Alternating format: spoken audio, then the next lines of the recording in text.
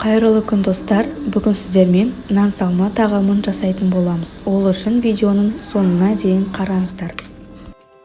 Ең алдымен қамырын илеп алатын боламыз. Ол үшін 2 жұмыртқаға су араластыра отырып, жұмсақтау қылып қамыр илейміз.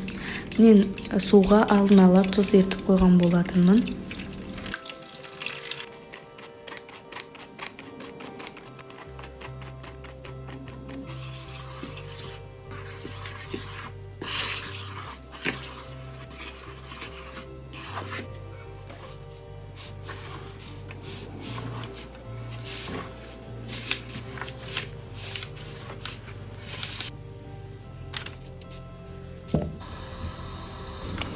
Келесі кезекте қазанға май құйып, етімізді қуырып аламыз. Шамамен 15 минуттай қуыратын боламыз.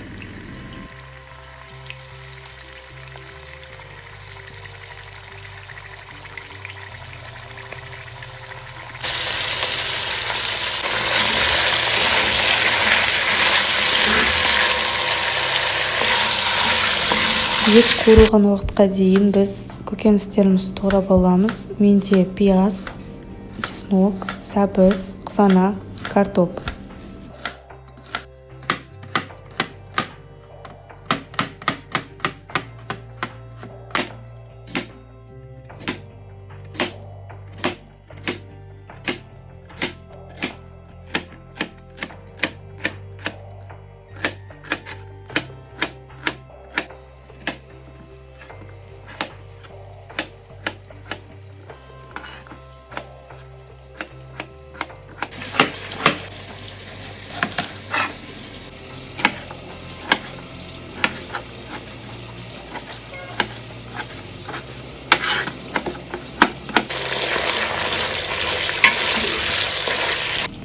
Енді көкөністерімізді біріндеп сала отырып, жақсылап қуыратын боламыз.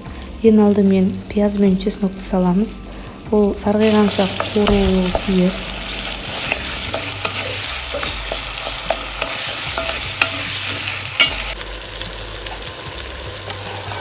Ары қарай қызанақты, балдар бұрышын, картоп пен сәбізді салып қуыратын боламыз.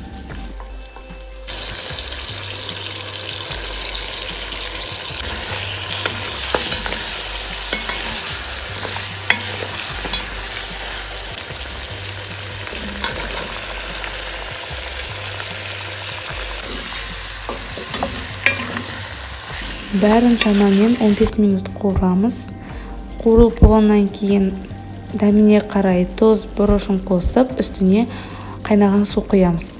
Суымыз бұрқылдап қайнағаннан кейін бетін жауып, шамамен жарты сағаттай бұқтыратын боламыз.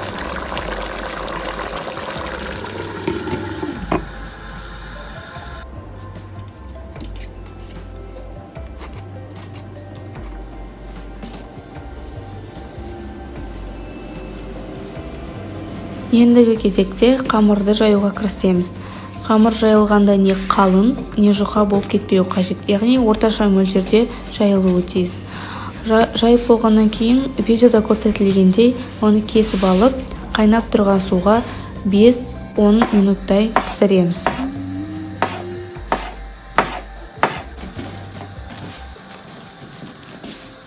Міне менің тағамым дайын болды. Егер де менің видеом ұнаса, лайк басып, комментарий жазуды ұмытпаңыздар.